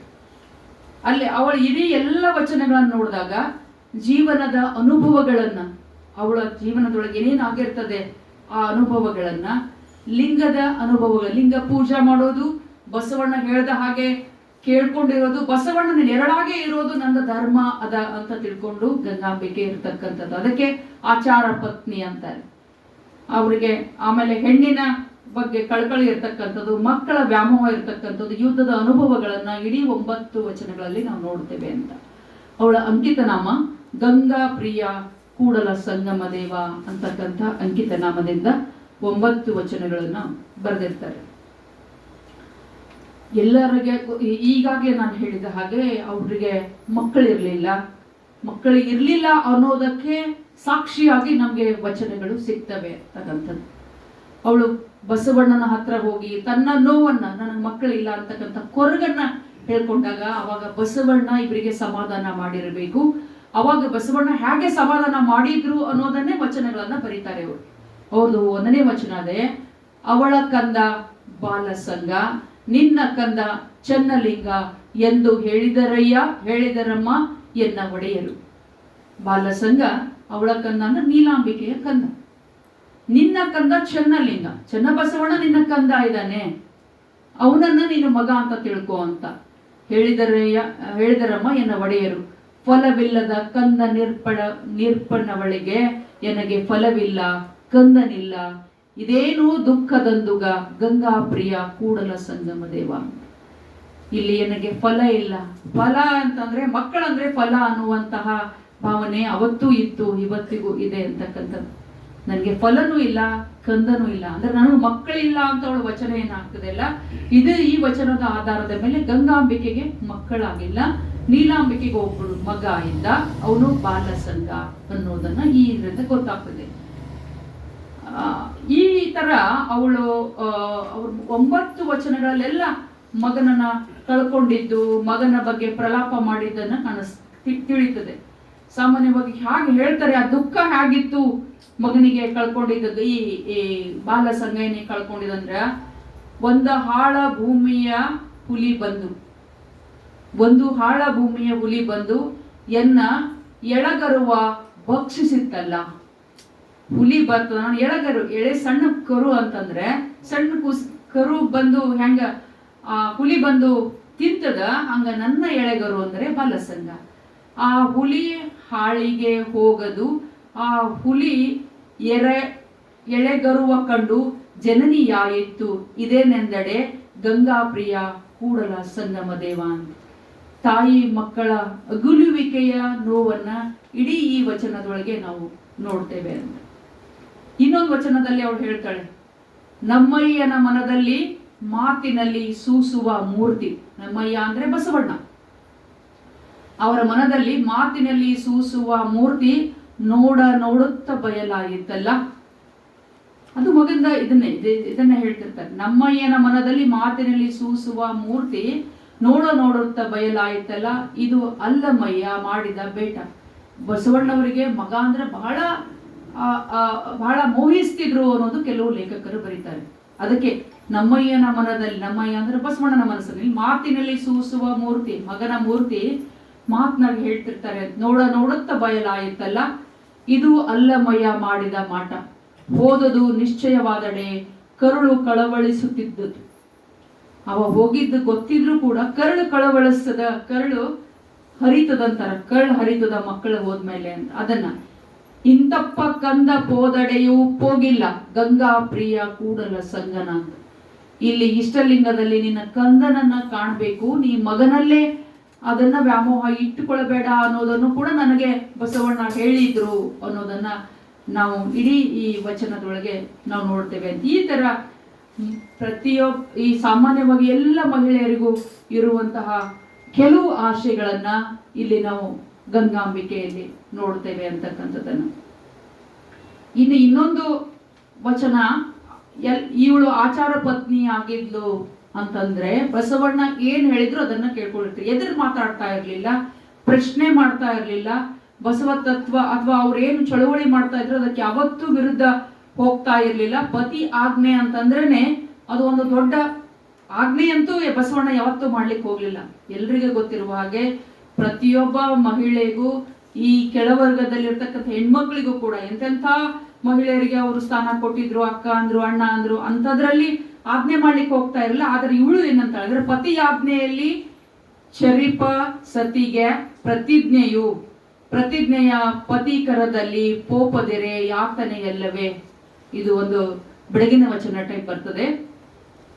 ಪತಿ ಏನಾದ್ರೂ ಆಜ್ಞೆ ಮಾಡಿದ್ರೆ ಅದನ್ನ ಪಾಲನೆ ಮಾಡಬೇಕು. ಪಾಲನೆ ಮಾಡ್ಲಿಲ್ಲ ಅಂದ್ರೆ ಪತಿ ಆಜ್ಞೆಯ ಪತಿಕರದಲ್ಲಿ ಪೋಪದರೆ ಯಾತನೆ ಅಲ್ಲವೇ. ನಾವೇನು ಅಂದ್ರೆ ಅವರು ಇಡೀ ಚಳುವಳಿ ಒಳಗೆ ಅವರು ಸಮಾಜಮುಖಿಯಾಗಿ ಕೆಲಸ ಮಾಡುವಾಗ ನಾವು ಅವರಿಗೆ ಹೊಂದ್ಕೊಂಡು ಹೋಗ್ಬೇಕೇ ವಿನಃ ಅದ್ರ ವಿರುದ್ಧ ಹೋಗ್ಬಾರ್ದು ಅಂತಕ್ಕಂಥದ್ದು ಇಲ್ಲಿ ಅವ್ರು ತೋರ್ಸ್ಕೊತಾರೆ ಅಂತ. ಅದಕ್ಕೆ ಪತಿಕರದಲ್ಲಿ ಪೋಪದರೆ ಬಹಳ ಕಷ್ಟ ಆಗ್ತದೆ. ಅವ್ರ ದಾರಿಯಲ್ಲಿ ನಾವು ಹೋದ್ರ ಸರಿ. ಈಗ ಏನು ಅಂತಾರಲ್ಲ, ಗಂಡ ಶಿವಭಕ್ತ ಹೆಂಡತಿ ಮಾರಿ ಮಸಣಿ ಪೂಜಕಳು ಅನ್ನುವಾಗ ಆಗ್ಬಾರ್ದು ಅಂತ. ಬಸವಣ್ಣನ ಇಡೀ ಜೀವನದ ಉದ್ದೇಶ ಏನಾಯ್ತು ಅಂದ್ರೆ ವರ್ಗರಹಿತ, ವರ್ಣರಹಿತ, ಲಿಂಗಾತೀತವಾಗಿರುವಂತಹ ಸಮಾನತೆ ಸಮಾಜವನ್ನು ಕಟ್ಟಬೇಕು ಅಂತಕ್ಕಂಥದ್ದು. ಆ ಸಮಾಜ ಕಟ್ಟಬೇಕು ಅಂದಾಗ ಮನೆಯಾಗಿದ್ದವರೇ ಸಹಕಾರ ಮಾಡ್ಲಿಲ್ಲ ಅಂದ್ರೆ ಕಷ್ಟ ಆಗ್ತದೆ. ಹಾಗಾಗಿ ಅವರ ಮಾತು ಕೇಳೋದು, ಆಜ್ಞೆ ಕೇಳೋದು ಅಂತಂದ್ರೆ ಅವ್ರು ನಮ್ಗೆ ಆರ್ಡರ್ ಮಾಡ್ತಾರಂತಲ್ಲ, ಅವರು ಹೋಗುತ್ತಿರುವಂತಹ ದಾರಿ ಒಳಗ ಅವ್ರು ಮಾಡ್ತಾ ಇರುವಂತಹ ಚಳುವಳಿ ಒಳಗೆ ನಾನು ಬೆನ್ನೆಲುಬಾಗಿ ನಿಂದಿರ್ಬೇಕು. ಇಲ್ಲ ಅಂದ್ರೆ ಅವರಿಗೆ ಯಾತನೆ ಆಗ್ತದೆ, ಅವ್ರಿಗೆ ತೊಂದರೆ ಆಗ್ತದೆ, ಅವ್ರಿಗೆ ಕಷ್ಟ ಆಗ್ತದೆ ಅನ್ನುವುದು ಅವ್ರ ಮಾತಿನಲ್ಲಿ ಗೊತ್ತಾಗ್ತದೆ. ಇವಳ ಲಿಂಗ ನಿಷ್ಠೆ ಇವಳಿಗೆ, ನಮ್ಮ ನಿಷ್ಠೆ ಪತಿಯಾಜ್ಞೆಯಲ್ಲಿ ಕಾಣ ಗಂಗಾಪ್ರಿಯ ಕೂಡಲ ಸಂಗಮ ದೇವ. ಲಿಂಗ ನಿಷ್ಠೆ ಎಷ್ಟು ಮುಖ್ಯವೋ ಅಷ್ಟೇ ಪತಿಯಾಜ್ಞೆಯಲ್ಲಿಯೂ ಕೂಡ ಅಷ್ಟೇ ಮುಖ್ಯ ನಮಗ್ ಅದ ಅನ್ನುವಂತ ಮಾತನ್ನ ಇಲ್ಲಿ ಪತಿಯಾಜ್ಞೆ ನಾನು ಅದರ ಹಂಗೆ ನಡೆದುಕೊಳ್ಬೇಕು ಅನ್ನುವಂಥದ್ದನ್ನ ಹೀಗ್ ಮಾಡ್ಬೇಕು. ಬಸವಣ್ಣ ಹೋಗುವಂತ ಹಾದಿಯಲ್ಲೇ ಇಡೀ ಚಳುವಳಿ ಒಳಗೆ ನಾವು ನೋಡ್ತೇವೆ. ಎಲ್ಲರೂ ಇಲ್ಲಿ ಸತಿಪತಿಗಳು ಇಬ್ರು ಸೇರಿ ಎಲ್ಲರೂ ಇಡೀ ಚಳುವಳಿ ಒಳಗೆ ನಾವು ಸನ್ಯಾಸಿಗಳಾಗಿ ಅಥವಾ ಹೆಂಡತಿಯನ್ನ ಬಿಟ್ಟು ಚಳುವಳಿ ಮಾಡ್ತೀವಿ ಅಂತಕ್ಕಂಥದ್ದು ಯಾವ ಶರಣರಲ್ಲಿಯೂ ಇರಲಿಲ್ಲ. ಇಲ್ಲಿ ಮೋಳಿಗೆ ಮಾರಯ್ಯ ಮಹಾದೇವಮ್ಮ, ಐದಕ್ಕೆ ಲಕ್ಕಮ್ಮ ಮಾರಯ್ಯ, ಮೋಳಿಗೆ ಮಾರಯ್ಯ ಮಹಾದೇವಮ್ಮ, ಈ ತರ ಹಡಪದ ಅಪ್ಪಣ್ಣ ಲಿಂಗಮ್ಮ, ಎಲ್ಲರೂ ಕೂಡ ಇಬ್ರು ಒಂದಾಗಿ ಒಬ್ರಿಗೊಬ್ರು ಕಾಯಕದೊಳಗ ಮತ್ತು ಇಡೀ ಚಳುವಳಿ ಒಳಗೆ ಒಬ್ರಿಗೊಬ್ರು ಹೆಗಲು ಕೊಟ್ಟು ನಡೆದಿರುವಂತದನ್ನ ನಾವು ನೋಡ್ತಾ ಇದ್ದೀವಿ ಅಂತ. ಹಾಗಾಗಿ ಇಲ್ಲಿ ಆ ಚಳುವಳಿ ಒಳಗೆ ನಾನು ಕೂಡ ಅದರಲ್ಲಿ ಭಾಗಿಯಾಗಿ ಇರಬೇಕು ಅನ್ನೋದೇ ಅವರ ವಿರುದ್ಧ ನಾನು ಹೋಗ್ಬಾರ್ದು, ಹೋಗ್ತಾ ಇಲ್ಲ, ಆ ತರ ಹೋಗ್ಬಾರ್ದು, ನಡೆದುಕೊಡದಂತೆ ನಾನು ಇರ್ತೀನಿ ಅನ್ನೋದು ಈ ವಚನದಿಂದ ಸ್ಪಷ್ಟ ಆಗ್ತದೆ ಅಂತ.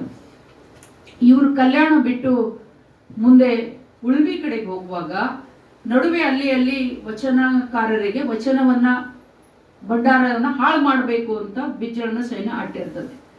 ಅವಾಗ ಮುಂದೆ ಚನ್ನಬಸವಣ್ಣ ಮತ್ತು ಮಡಿವಾಳ ಮಾಚಯ್ಯ ಮುಂದೆ ಇಟ್ಕೊಂಡು ಆ ಜನರಿಗೆ ಯುದ್ಧ ಮಾಡಬೇಕಾದಾಗ ಅಲ್ಲಿ ತಾನೇ ಸೇನಾನಿಯಾಗಿ ಯುದ್ಧದ ಭೀಕರತೆ ಬಗ್ಗೆ ಅವಳಿಗೆ ಕಷ್ಟ ಉಂಟಾಗ್ತದ. ಅವಾಗ ಅವಳು ಹೇಳ್ತಾಳೆ, ಈ ಸಿದ್ದರಾಮಯ್ಯನಿಗೆ ಹೇಳ್ತಾಳೆ, ಯಾಕಂದ್ರೆ ಸಿದ್ದರಾಮಯ್ಯ ಈ ಕಡೆ ಸೊಲ್ಲಾಪುರದ ಕಡೆಗೆ ಹೋಗ್ತಿರ್ತಾರೆ, ಇವ್ರು ಉಳ್ವಿ ಕಡೆಗೆ ಹೋಗುವಾಗ ಅಲ್ಲಿ ಮಡಿವಾಳ ಮಾಚಯ್ಯನಿಗೆ ಹಾಗಿತ್ತು ಪರಿಸ್ಥಿತಿ ಅನ್ನೋದು ಆ ಹೋಗುವಾಗ ಹೇಳ್ತಾಳೆ, ಹೋಗುವ ದಾರಿಯಲ್ಲಿ ಅಂತ. ಮಡಿವಾಳಣ್ಣಂಗೇಕೆ ಬಾರದವ ಕರುಣಾರಸ. ಅವರು ಯಾವಾಗ ಬಿಜ್ಜಳದ ಸೈನಿಕರು ಬಂದು ಇವ್ರ ಮೇಲೆ ಹೊಡಿತಾ ಇದ್ರು, ಕೊಲೆ ಮಾಡ್ತಾ ಇದ್ರು, ಅಂತದ್ರ ಒಳಗೆ ಮಡಿವಾಳಣ್ಣಂಗೇಕೆ ಬಾರದವ ಕರುಣಾರಸ, ಯಾಕೆ ಕರುಣೆಯನ್ನ ಬರ್ತಾ ಇಲ್ಲ ಇವರಿಗೆ ಅಂತ. ಮಡಿವಾಳನಂಗೇಕೆ ಬಾರದವ ಶೌರ್ಯ ರಸ, ಮಡಿವಾಳನಂಗೇಕೆ ಬರದವ ಅದ್ಭುತ ರಸ, ಮಡಿವಾಳನಂಗೇಕೆ ಬಾರದವ ಗಂಗಾ ಪ್ರಿಯ ಕೂಡಲ ಸಂಗನ ಶರಣರ ಪ್ರಾಣದ ದಾನರಸ ಸಿದ್ದರಾಮಯ್ಯ ಅಂತ ಸಿದ್ದರಾಮೇಶ್ವರಿಗೆ ಕೇಳ್ತಾರೆ. ಅವರಿಗೆ ಯಾಕೆ ಕರುಣೆ ಬರ್ತಾ ಇಲ್ಲ, ಯಾಕೆ ಶೌರ್ಯ ರಸ ಬರ್ತಾ ಇಲ್ಲ, ಅದ್ಭುತ ರಸ ಬರ್ತಾ ಇಲ್ಲ, ಯಾಕೆ ಅವರಿಗೆ ಏನಂತಾರೆ ಕರುಣೆ ದಾನ, ಅವರಿಗೆ ದಾನ ರಸ ಅಂತಂದ್ರೆ ಅವ್ರಿಗೆ ಬಿಟ್ಟು ಬಿಡ್ತಕ್ಕಂಥದ್ದು, ಇದು ಯಾಕೆ ಅವ್ರಿಗೆ ಕೂಡ ಬರ್ತಾ ಇಲ್ಲ ಅನ್ನುವಂತ ಇವ್ರ ಮೇಲೆ ಏನು ಯುದ್ಧಕ್ಕೆ ಎರಗಿದ್ರಲ್ಲ ಅವರಿಗೆ ಪ್ರತಿಭಟನೆ ಮಾಡ್ಲಿಕ್ಕೆ ಅವ್ರು ಸಿದ್ದರಾಮಯ್ಯನಿಗೆ ಇದೆಲ್ಲ ವಿಷಯಗಳನ್ನ ಹೇಳ್ತಾ ಇರ್ತಾಳೆ ಅಂತ. ಇವಳ ಜೊತೆ ಇರೋದು ಅಲ್ಲಿ ಮುಂದೆ ಹೋದ್ಮೇಲೆ ಮಡಿವಾಳ ಮಾಚಯ್ಯ ಕೂಡ ಇವರ ಒಂದು ಈ ಬಿಜ್ಜಳನ ಸೈನಿಕರಿಗೆ ಬಲಿ ಆಗ್ತಾರೆ ಅನ್ನುವಂತ ಅಂಶಗಳು ನಮ್ಗೆ ಸಿಗ್ತವೆ ಅಂತ. ಇನ್ನು ಬಸವಣ್ಣನವರ ಇಡೀ ಇದನ್ನ ಅವರು ಹೇಗೆ ಅಂದ್ರೆ ಯಾವ್ಯಾವ ಕಾರ್ಯಗಳನ್ನ ಮಾಡ್ತಾ ಇದ್ರು ಅವುಗಳನ್ನೆಲ್ಲ ಹೊಗಳಿರ್ತಕ್ಕಂಥ ನಾವು ನೋಡ್ತಾ ಇದ್ದೀವಿ ಅಂತ. ಇಲ್ಲಿ ಕೆಲವು ವಚನಗಳಲ್ಲಿ ಬರ್ತದೆ, ಲಿಂಗ ಕುಸುಮಗಳನ್ನಾಚರಿಸಿ ಗಳನ್ನಾಚಾರ ಲಿಂಗ ಕಿನ್ನಡಿಯ ಚೆನ್ನ, ಲಿಂಗ ವಸನದಂತ ರಂಗವರಸ ತರಿಸಿದೇನು ಚೆನ್ನ, ಲಿಂಗಾರ್ಚನೆ ದುಗುದವ ತರ ಬೋಧೆಯ ಚೆನ್ನ. ಇವಳ ವಚನಗಳು ಸ್ವಲ್ಪ ಬೆಳಗಿನ ವಚನಗಳು ಇರ್ತದೆ. ಈ ತರ ಲಿಂಗಾರ್ಚನೆಯ ಬಗ್ಗೆ ಹೇಳ್ತಾ ಒಂದು ವಚನ ನಾವು ಇಡೀ ಬಸವಣ್ಣನನ್ನ ಬಸವಣ್ಣನಿಗೆ ಕಷ್ಟ ಬಂದಿದ್ದನ್ನ ಇವಳು ಹೇಗೆ ಅದನ್ನ ವಿವರಣೆ ಕೊಡ್ತಾಳೆ ಅಂತಕ್ಕಂಥದ್ದು ಒಂದು ವಚನ ಸಿಗ್ತದೆ ನಮಗೆ. ಇಡೀ ಚಳುವಳಿ ಒಳಗೆ ಬಸವಣ್ಣನ ಚಳುವಳಿ ಅಥವಾ ವಚನ ಚಳುವಳಿ ಅಷ್ಟು ಸರಳ ಆಗಿರ್ಲಿಲ್ಲ. ಶತಮಾನಗಳಿಂದ ಬಂದಿರುವಂತಹ ಜಾತಿ ವ್ಯವಸ್ಥೆ, ಶತಮಾನಗಳಿಂದ ಬಂದಿರುವಂತಹ ಈ ವರ್ಗ ವ್ಯವಸ್ಥೆ, ಮೇಲು ಕೀಳು, ಬಡವ ಬಲ್ಲಿದ, ಹೆಣ್ಮಕ್ಳು ಗಂಡ್ಮಕ್ಳು ಅನ್ನುವಂತಹ ಈ ಅಸಮಾನತೆಗಳ ನಡುವೆ ಯಾವುದೇ ಕೆಲಸ ಇವ್ರು ಮಾಡ್ಲಿಕ್ಕೆ ಹೋದಾಗ ಅದಕ್ಕೆ ಅಡ್ಡಿ ಆತಂಕವಾಗಿ ಇರ್ತಕ್ಕಂತಹ ಸಂಕುಲ ಬಿಜ್ಜಳನ ಸುತ್ತಮುತ್ತ ಇದ್ದವ್ರು ಇದ್ರು. ಆದ್ರೂ ಕೂಡ ಶರಣರ ಸಹಕಾರದಿಂದ ಇಡೀ ಚಳುವಳಿಗಳಿಗೆ ಇವರು ಧುಮುಕಿದ್ರು. ಅಂತದ್ರೊಳಗ ಈ ಕೊಂಡಿ ಮಂಚನಂತ ಅಪವಾದಗಳನ್ನ ಸಹಿಸಿಕೊಂಡು ಸಹ ಕಳ್ಳತನದ ಅಪವಾದ ಬಿಜ್ಜಳನ ಭಂಡಾರವನ್ನ ಹೊಡ್ಕೊಂಡ್ರು, ಅದನ್ನೇ ಒಯ್ದು ಈ ಎಲ್ಲ ಜಂಗಮರಿಗೆ ಉಡಿಸ್ತಾ ಇದ್ದಾರೆ, ಇವ್ರು ಕೆಲಸ ಮಾಡ್ತಾ ಇಲ್ಲ, ಭಂಡಾರವನ್ನು ಹೊಡ್ಕೊಂಡು ಹೋದ್ರು ಅನ್ನುವಂತ ಅಪವಾದನೆಗಳು ಬಸವಣ್ಣನಿಗೆ ಬರ್ತದೆ. ಈ ಕಡೆ ಅಂತರ್ಜಾತಿ ವಿವಾಹ ಮಾಡಿದ್ದಕ್ಕಾಗಿ ಜಾತಿ ಭ್ರಷ್ಟ ಮಾಡಿದ್ರು, ಅದನ್ನ ಮಾಡಿದ್ರು ಅನ್ನುವಂತ ಅಪವಾದಗಳು ಒಂದ್ ಕಡೆ ಬರ್ತದೆ. ಕೆಳವರ್ಗದವ್ರನ್ನ ಎತ್ಕೊಂಡು ಹೋಗಿ ಎಲ್ಲರಿಗೂ ಅನುಭವ ಮಂಟಪದಲ್ಲಿ ಕೂಡಿಸಿದ್ರು, ಎಲ್ಲರಿಗೂ ಲಿಂಗ ಕಟ್ಟಿದ್ರು ಅನ್ನುವಂತ ಅಪವಾದಗಳನ್ನ ಬರ್ತದೆ. ಇವೆಲ್ಲ ಅಪವಾದಗಳ ನಡುವೆನೆ ಬಸವಣ್ಣ ಹೇಗಿದ್ರು ಅನ್ನೋದನ್ನ ಒಂದು ವಚನದಲ್ಲಿ ಹೇಳ್ತಾಳೆ. ಸಾಂದ್ರವಾಗಿ ಹರಗಣ ಭಕ್ತಿಯ ಮಾಳಪ್ಪನೆಂತೋ ಮಾದಲ್ಲಾಂಬಿಕಾ ನಂದನು ಅಂತ. ಮಾದಲ್ಲಾಂಬಿಕೆ ಮಗನಾಗಿರ್ತಕ್ಕಂಥ ನೀನು ಈ ಹಗರಣಗಳು ಬಂದಾಗ ನೀ ಎಷ್ಟು ಸಮಾಧಾನವಾಗಿ ಅದನ್ನ ಎದುರಿಸ್ತೀಯ ಅಂತಕ್ಕಂಥದನ್ನ. ಸಾಂದ್ರವಾಗಿ ಬಿಜ್ಜಳನ ಅರಮನೆಯ ನ್ಯಾಯ ನೋಳ್ಬನೆಂತೋ ಮಾದರಸನ ಮೋಹದ ಮಗನು. ಬಿಜ್ಜಳನ ಅರಮನೆಯಲ್ಲಿ ಆ ನಿಭಾವಣೆ ಅದಲ್ಲ, ನಿಭಾಯಿಸೋದು ಅಷ್ಟು ಸರಳ ಆಗಿರ್ಲಿಲ್ಲ. ಯಾಕಂದ್ರೆ ಅಲ್ಲಿ ಬಿಜ್ಜಳನಿಗೆ ನ್ಯಾಯ ಒದಗಿಸೋದು ಒಂದ್ ಕಡೆ, ಇನ್ನೊಂದ್ ಕಡೆ ಅದಕ್ಕ ವಿರುದ್ಧವಾಗಿ ಅಲ್ಲಿ ಚಾಡಿ ಹೇಳ್ತಕ್ಕಂಥ ಜನ ಒಂದ್ ಕಡೆ, ಇವ್ರು ಮಾಡ್ತಕ್ಕಂಥ ಎಲ್ಲ ಏನಂತಾರೆ ಚಳುವಳಿಗಳಿಗೆ ಕಡಿವಾಣ ಹಾಕ್ತಕ್ಕಂಥದ್ದು ಒಂದು ಕಡೆ. ಇವು 2-3 ವ್ಯವಸ್ಥೆ ಒಳಗೆ ಅದಕ್ಕೆ ಕೇಳ್ತಾನೆ, ಸಾಂದ್ರವಾಗಿ ಬಿಜ್ಜಳನ ಅರಮನೆಯ ನ್ಯಾಯ ನೋಡ್ಬನೆ ಅಂತೂ ನೀ ಹೇಗೆ ನಿಭಾವಣೆ ಮಾಡ್ತಾ ಇದ್ದಿ ಇಂಥ ಇದ್ರೊಳಗೆ, ಇಂಥ ಕಷ್ಟದೊಳಗೆ ಅಂತ. ಅದಕ್ಕೆ ಮಾದರಸನ ಮೋಹದ ಮಗನು, ಮಾದರಸನ ಮೋಹದ ಮಗ ಆಗಿ ನೀನ್ ಬಿಜ್ಜಳನಿಗೆ ಹೇಗೆ ಇದನ್ನ ನೋಡ್ತಾ ಇದ್ದಿ, ನೀನ್ ಅದನ್ನ ಹೇಗೆ ಎದುರಿಸ್ತಾ ಇದ್ದಿ ಅಂತಕ್ಕಂಥದನ್ನ. ಸಾಂದ್ರವಾಗಿ ಲಿಂಗಾರ್ಚನೆಯ ಲಿಂಗ ತೃಪ್ತಿ ಅನುಗೈದನೆಂತು. ಲಿಂಗಾರ್ಚನೆ ಅಂದ್ರೆ ಇಲ್ಲಿ ಲಿಂಗ ಅಂತಂದ್ರೆ ಸಮಾಜ. ಬಸವಣ್ಣ ಬರೀ ಲಿಂಗ ಪೂಜೆ ಮಾಡ್ಕೋತ ಕುಂತಿಲ್ಲ. ಲಿಂಗಾರ್ಚನೆ, ಲಿಂಗ ಜಂಗಮ ಈ ಶಬ್ದಗಳನ್ನ ನಾವು ಅರ್ಥ ಮಾಡ್ಕೊಂಡ ಈ ಲಿಂಗಾರ್ಚನೆ ಅಂದ್ರೆ ಸಮಾಜವನ್ನ ತೃಪ್ತಿ ಮಾಡ್ತಕ್ಕಂಥದ್ದು ಹೇಗೆ ಸಾಧ್ಯ ಇದೆ ಅಂತಕ್ಕಂಥದನ್ನ. ಗಂಗಾ ಪ್ರಿಯ ಕೂಡಲ ಸಂಗನ ಶರಣ ಚಿನ್ನ ಅನ್ನುವಂತ ಮಾತನ್ನ ಅವಳ ವಚನದೊಳಗೆ ಬರ್ತದೆ. ಈ ರೀತಿಯಾಗಿ ಎಲ್ಲ ವಚನಗಳು ಬಸವಣ್ಣನನ್ನ ಧೈರ್ಯಕ್ಕೆ ಊರುಗೋಲಾಗಿ ಇರ್ತಕ್ಕಂಥದ್ದು ಒಂದ್ ಕಡೆ ನೋಡ್ತೇವೆ. ಇನ್ನ ತನಗೆ ಇರುವಂತಹ ಲಿಂಗ ನಿಷ್ಠೆಯನ್ನ ನೋಡ್ತೇವೆ. ಆಮೇಲೆ ತನ್ನ ಜೊತೆಗೆ ಇರುವಂತಹ ಎಲ್ಲ ಶರಣರ ಬಗ್ಗೆ ಅವರಿಗಿರುವಂತಹ ಕಾಳಜಿಯನ್ನು ಕೂಡ ಇಲ್ಲಿ ನಾವು ನೋಡ್ತೇವೆ. ಇವೆಲ್ಲವನ್ನ ನಾವು ಅವಳ ಇಡೀ ವಚನಗಳಲ್ಲಿ ನಾವು ನೋಡ್ತೇವೆ ಅಂತಕ್ಕಂಥದ್ದನ್ನ ಇಲ್ಲಿ ಅವಳ ವಚನಗಳಲ್ಲಿ ಸಿಗ್ತದೆ ಅಂತ. ಇಷ್ಟು ವಚನಗಳನ್ನ ಮಾತ್ರ ನಾನು ಇದು ಮಾಡಲಿಕ್ಕೆ ಸಾಧ್ಯ ಆಗಿದೆ. ಇಲ್ಲಿ ಮತ್ತೆ ಸಿದ್ದರಾಮನನ್ನು ಕೂಡ ಅವಳು ವರ್ಣನೆ ಮಾಡಿರ್ತಕ್ಕಂಥದ್ದು. ಯಾಕಂದ್ರೆ ಈ ಕಡೆ ಒಂದು ಗ್ರೂಪ್ ತಂಡ ಸಿದ್ದರಾಮ ಅವ್ರ ಜೊತೆಗೆ ಕೆಲವು ಶರಣರು ಸೇರಿ ಸೋಲಾಪುರದ ಕಡೆಗೆ ವಚನ ಸಾಹಿತ್ಯವನ್ನ ತೆಗೆದುಕೊಂಡು ಹೋಗ್ತಾರಲ್ಲ, ಅವಾಗ ಅವರಿಗೂ ಕೂಡ ಹೇಳ್ತಾರೆ, ಅಂದ್ರೆ ಅಲ್ಲಿ ಕೂಡ ಬಿಜ್ಜಳನ ಸೈನ್ಯ ಅವರಿಗೂ ಬೆನ್ನಟ್ಟಿತ್ತು. ಅವಾಗ ಸಿದ್ದರಾಮನನ್ನ ಹೇಳ್ತಾಳೆ, ನೇತ್ರ ಮಧ್ಯದಲ್ಲಿ ಸೂಸುವ ತ್ರಿನೇತ್ರನ ರೂಪವೇ. ಸಿದ್ದರಾಮನಿಗೆ ಹೇಳ್ತಾಳೆ, ಅದರ ಒಂದ್ ಬಗ್ಗೆ ಬರೀತಾಳೆ, ಸಿದ್ದರಾಮಯ್ಯನಾದ ಜುವೆಯ ಮಧ್ಯದಲ್ಲಿ ಸೂಸುವ ರುಚಿಯೇ ಸಿದ್ದರಾಮಯ್ಯನಾದ ಶ್ರೋತ್ರದಲ್ಲಿ ತುಂಬಿ ಪೂರೈಸುವ ಶಬ್ದವೇ ಅನ್ನುವಂತಹ ಮಾತನ್ನ ಹೇಳಿ, ಸಿದ್ದರಾಮಯ್ಯನಾದ ಪ್ರಾಣದಲ್ಲಿ ತುಂಬಿ ತುಳುಕುವ ಮೂರ್ತಿ ಅಂತ ಇಡೀ ಒಂದು ವಚನ ಒಂದು ಕಟ್ಟನ್ನ ಕಟ್ಕೊಂಡು ಆ ಕಡೆ ಹೋಗಿರ್ತಕ್ಕಂಥ, ಅಂದ್ರೆ ಬಿಜ್ಜಳನ ಸೇನಾ ಸೋಲಾಪುರದ ಒಳಗ ಹೋಗೋದಿಲ್ಲ, ಅದಕ್ಕ ಸಿದ್ದರಾಮಯ್ಯ ಅಲ್ಲಿ ಎಲ್ರಿಗೂ ಒಂದು ಒಂದು ಇದನ್ನ ಹಾಕಿದ್ರು, ಅಂದ್ರೆ ಕಡಿವಾಣವನ್ನ ಹಾಕಿದ್ರು ಅಂತಕ್ಕಂಥ ಅಂಶಗಳು ನಮ್ಗೆ ಸಿಗ್ತದೆ.